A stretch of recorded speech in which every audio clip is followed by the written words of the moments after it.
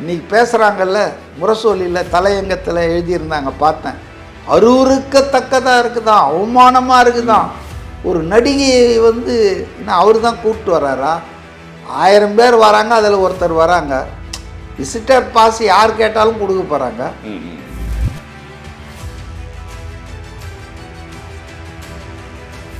முரசொலியில் 1வது பக்கத்தில் முதல்வர் கலைஞர் அவர்கள் மனைவி தயாளு அம்மையாரோடு கலந்துக்கிற நிகழ்ச்சி போட்டோ போட்டிருக்கோம்.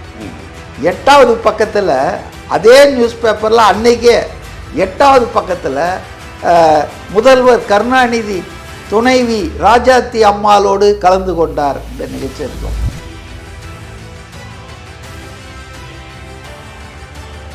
அதுவும் உதயநிதிலாம் கண்ணாடி வீட்டில் இருந்துட்டு கல் எறிஞ்சிட்டு இருக்காரு.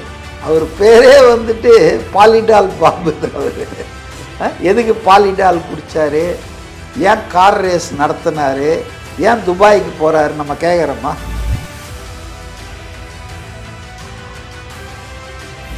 அதாவதுங்க எடப்பாடி பாவங்க 2 நடிகர்கள் உருவாக்கிய கட்சியில் உட்காந்துக்கிட்டு, எம்ஜிஆர் அண்டு ஜெயலலிதா உருவாக்கிய கட்சியில் உட்காந்துக்கிட்டு நடிகர்களை பற்றி இப்படி பேசுறது வந்து நியாயமா? இது சீர்திருத்தங்களுடைய மாநாடு இப்போ நடந்தது இல்லையா, உளுந்தூர்பேட்டை. அதில் வந்து தொண்டர்கள் நம்மளே விட்டு பார்த்துருப்போம். ஐயோ, ரொம்ப அதாவது மீறு அடங்கமறு, அதுதான் இப்போ அதை தான் பண்ணிட்டு இருக்காங்கன்னு நினைக்கிறேன்.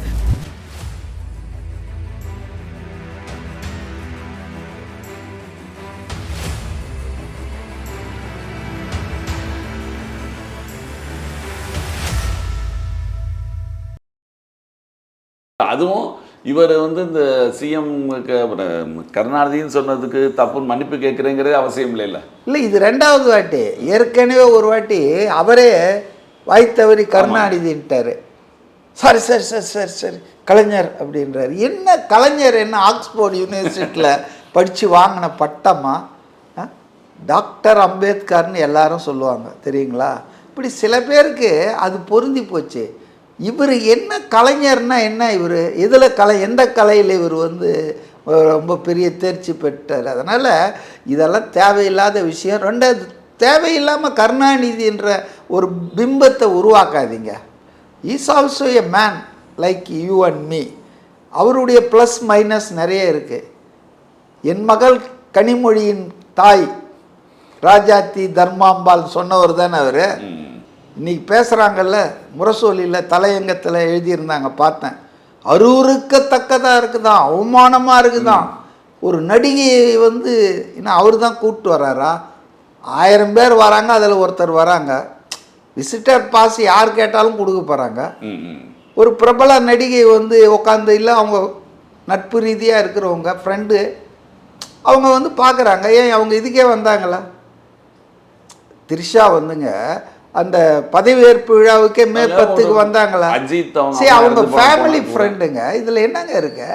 இதுக்கு முரசொலியில் நேற்றோ முந்தா நாள் தலையங்கம் வரிஞ்சு கட்டின்னு எழுதுகிறாங்க. தலையங்கம் எழுத வேண்டிய விஷயமாங்க இது? அருவருக்கத்தக்கதாக இருக்குது. இது ஆபாசமாக நீங்கள் பேசலாமாப்பா? பேசலாமா?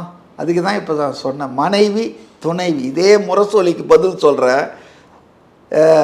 கருணாநிதி அவர்கள் முதல்வராக இருந்த பீரியடில் முரசொலியில் 1வது பக்கத்தில் முதல்வர் கலைஞர் அவர்கள் மனைவி தயாளு அம்மையாரோடு கலந்துக்கிற நிகழ்ச்சி போட்டோ போட்டிருக்கோம். 8வது பக்கத்தில் அதே நியூஸ் பேப்பரில் அன்னைக்கே 8வது பக்கத்தில் முதல்வர் கருணாநிதி துணைவி ராஜாத்தி அம்மாளோடு கலந்து கொண்டார் இந்த நிகழ்ச்சி இருக்கும். 1வது பக்கம் மனைவி, 8வது பக்கம் துணைவி. இதுலயே நீலாம் பேசலாமா? முரசொலியே அந்த உண்ணாவிரதத்திலேயே தலையில் ஒரு அம்மா, காவங்கீழ ஒருத்தர். இதெல்லாம் வந்துங்க, I don't want to discuss anybody's personal life.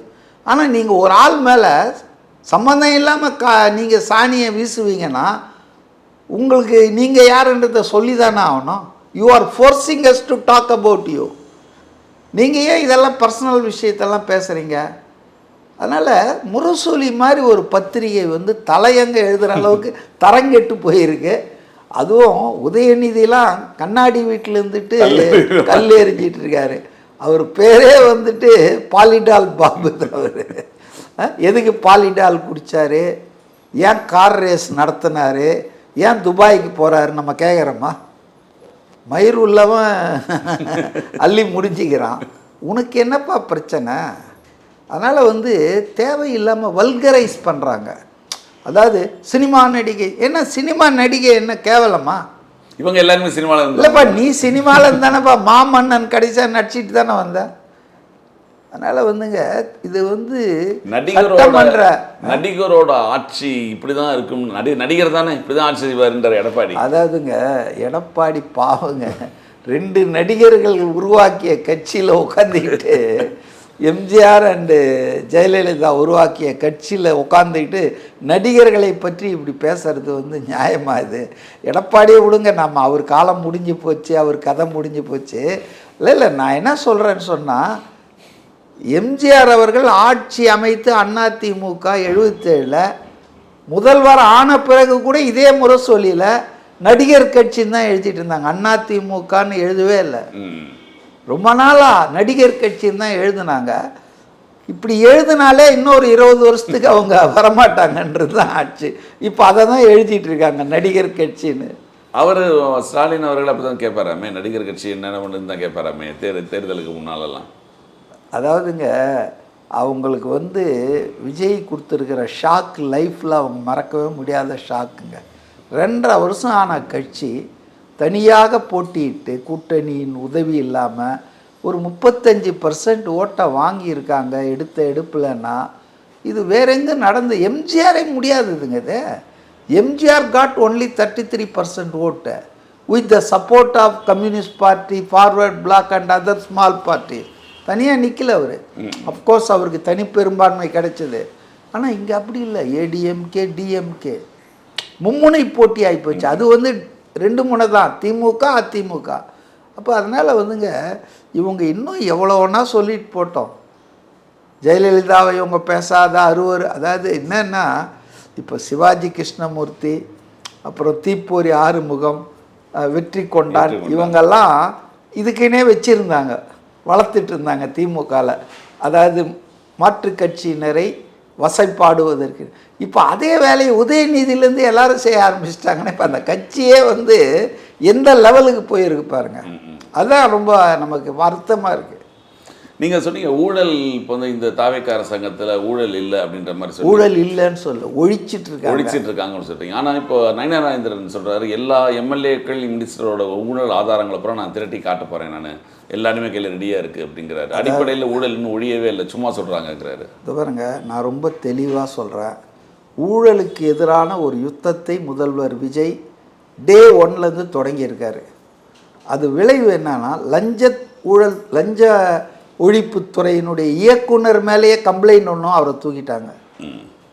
இன்னைக்கு தாவேகா கட்சி உட்பட எல்லார் மேலே நடவடிக்கை எடுக்கிறாங்க. நீங்கள் போய் பாருங்கள், ஸ்டேட் கவர்மெண்ட்டில் எந்த டிபார்ட்மெண்ட் அலறிட்டு இருக்கானுங்க.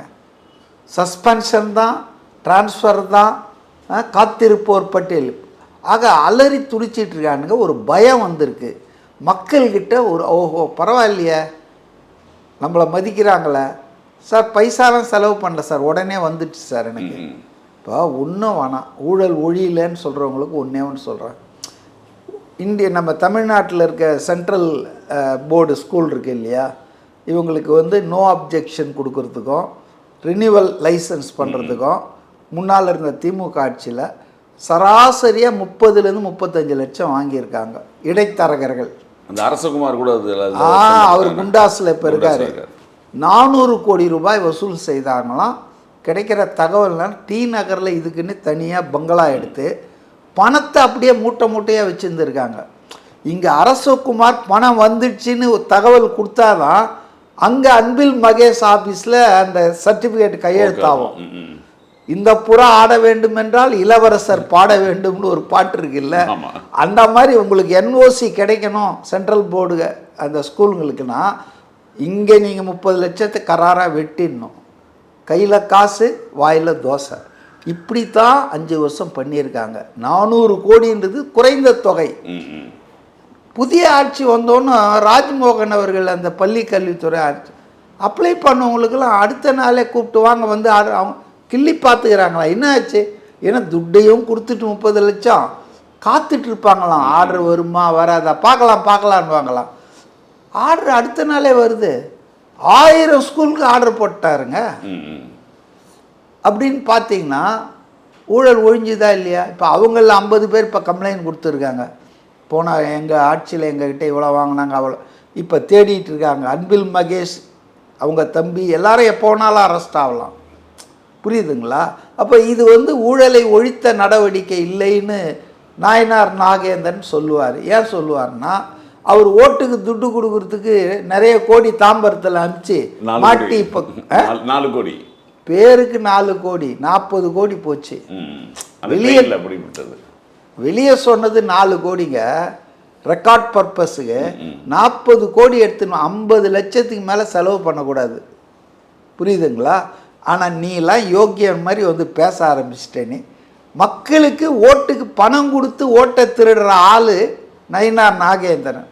இந்த ஆளுக்கு என்ன தகுதி இருக்கு? ஒரு பாஜக மாநில தலைவர்னு இருக்கிற ஆள். 2வது ஒரு சர்ச்சைக்குரிய ஆமாம், நிறைய வாய்க்கொழுப்பு ஜாஸ்தியாக இருக்கு. அவரை வந்து உதயநிதியை பண்ண மாதிரி இவரையும் பண்ண இருக்கணும். பாஜக மாநில தலைவர்னா கொம்பு முளைச்சிருக்கா? ரூல் ஆஃப் லா தானே. எல்லாரும் சட்டத்தின் முன் சமம். ஒரு பெண்ணை அல்லது ஒரு ஆணை வெளியில் அவதூறாக பேசினா பொது வெளியில் கண்டிப்பாக அதுக்கு அவங்க அனுபவிச்சு தான் ஆகணும். கேஸ் போடணும், கைது பண்ண வேண்டியது தான். ஏன் வந்து விஜய் தயங்குறாருன்னு எனக்கு தெரியல. இதுக்கு முன்னால் அவர் வந்து முதல்ல அந்த நடிகை வீட்டிலேருந்து வெளியே வர சொல்லுங்கன்னு சொன்னார். ரைட்டா? அதுக்கப்புறம் தான் உதயநிதி பேசினார். அதுக்கப்புறம் உதயநிதி பேசினார். அது உதயநிதி பேசுறது ரொம்ப ஆபாசம். அது மோசம்னா இது படுமோசம். புரியுதுங்களா? இப்போ திரும்பவும் அவர் ஒன்று பேசியிருக்காரு. இப்போ பட்டியல் இருக்குதுன்றாரு. வெளியே விடு. நீ என்ன சென்ட்ரல் கவர்மெண்ட் ஏஜென்சியா? ஊவாரியும் தைரியம் தான் வெளியே விடுங்கய்யா. இருக்குது அண்ணாமலையும் இருக்குதுன்றாரு. சரி, இப்போ பாஜகவுக்கு 2 குரூப் இருக்குது. ரெண்டு பேச்சாளர்கள். ஒன்று அஃபிஷியலாக வந்து இவர் நயினார் நாகேந்திரன், இன்னொன்று அன்அஃபிஷியலாக அண்ணாமலை. என்ன கூத்து அடிக்கிறாங்க? இருந்தால் சொல்லுங்கப்பா. இருக்குதுன்னு ஏன் சொல்கிறீங்க? If you have any concrete, உங்கள் எதிர்கட்சி தானே நீங்கள் அதானே செய்யணும். மக்கள் முன்னால் அம்பலப்படுத்துங்க. எங்கிட்ட இருக்குதுன்னு என்ன இதை பேரம் பேசுகிறீங்களா? ஸோ அதனால் வந்துங்க நயினார் நாகேந்திரன்லாம் வந்துங்க ரொம்ப நல்ல மனுஷன் நான் நினைக்க மாட்டேன். அவர் நல்ல மனுஷனும் கிடையாது, அரசியல்வாதியும் கிடையாது. மீனவர் பிரச்சனைக்கு மீண்டும் இந்த கடிதம் எழுதுறதே ஒரு தொடர்ச்சியாகி போச்சு. இதையே நிறைவாகிவிடுமா அப்படின்னு கேட்குறாரு உதயநிதி. சரி, இவங்க என்ன பண்ணாங்க ஆட்சியில் இருக்கும்போது? நீங்கள் என்ன பண்ணீங்களோ நாங்கள் வந்து அதுக்காக வந்து இலங்கைக்கு போர் தொடுத்தோம், படை திரட்டணும்னு சொன்னீங்கன்னா ஓகே, இவர் செய்யலாம், லெட்டர் மட்டும் எழுதுறாருலாம். நீங்கள் என்ன சொல்லுவீங்கப்பா? எங்களை சொன்னாரே லெட்டர் எழுதிக்கிட்டே இருக்கிறீங்களேன்னு சொல்கிறாருன்னா, ஆமாம் லெட்டர் தான் எழுதிட்டுருக்கீங்க. 100 லெட்டர் 50 லெட்டர் எழுதிட்டுருக்கீங்க. பல வருஷமாக இது நடக்குதுன்னு ஒரு எதிர்கட்சியாக இருக்கும்போது அவர் சொன்னார். இப்போ ஆளுங்கட்சியாக வரும்போது அவருக்கும் என்ன ஆப்ஷன் இருக்கு? பிரதமரை நேராக போய் சந்திக்கலாம், வற்புறுத்தலாம், சட்டமன்றத்தில் தீர்மானம் நிறைவேற்றலாம். இதுதான் மாநில அரசு செய்ய வேண்டியது, அவ்வளோதான் பண்ண முடியும். மாநில அரசுக்கு உள்ள அதிகார வரம்புக்கு உட்பட்டு தானேங்க செயல்பட முடியும். இல்லை ராமேஸ்வரம் தனுஷ்கோடிலேருந்து வாங்க நம்மலாம் படகை திரட்ட சீமான் மாதிரி பேச முடியுமா? இரஸ்பான்சிபிளாக எதாவது பேசிகிட்டு இருப்பார். ஏங்க உங்களுக்கு பதவியில் வந்துட்டிங்கன்னா யூ ஹாவ் ஸோ மெனி ரெஸ்ட்ரிக்ஷனுங்க. ஒன்றும் வேணாம். இப்போ கர்நாடகாவில் நம்ம தமிழர்கள் 3 பேரை சுட்டுக்கிட்டாங்க.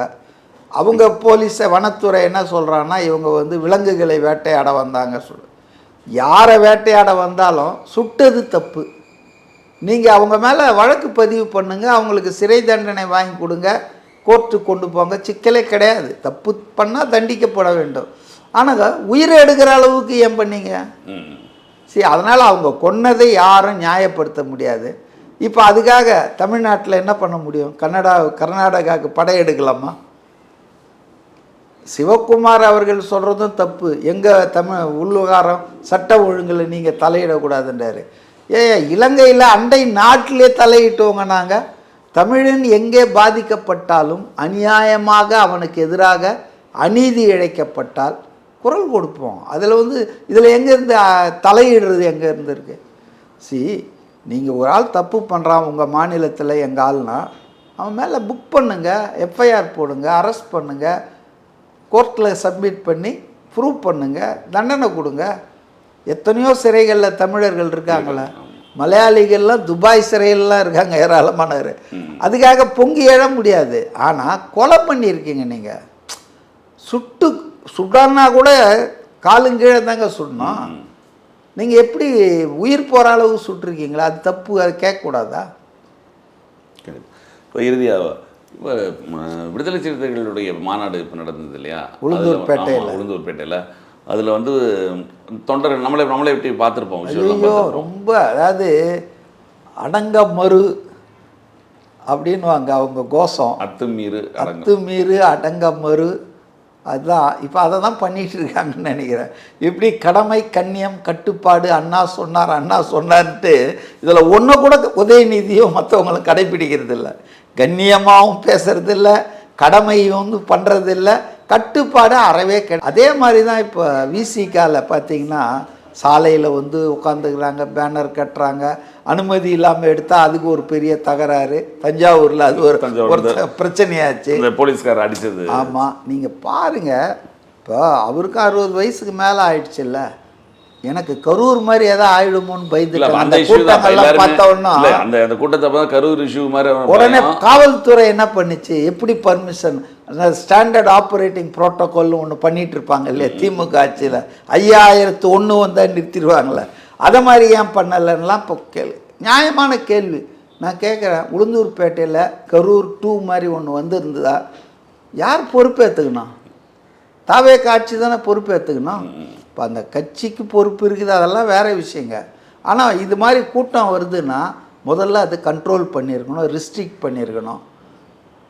எல்லா கட்சியும் வரலாறு காணாத கூட்டத்தை காட்ட தாங்க விரும்புவாங்க.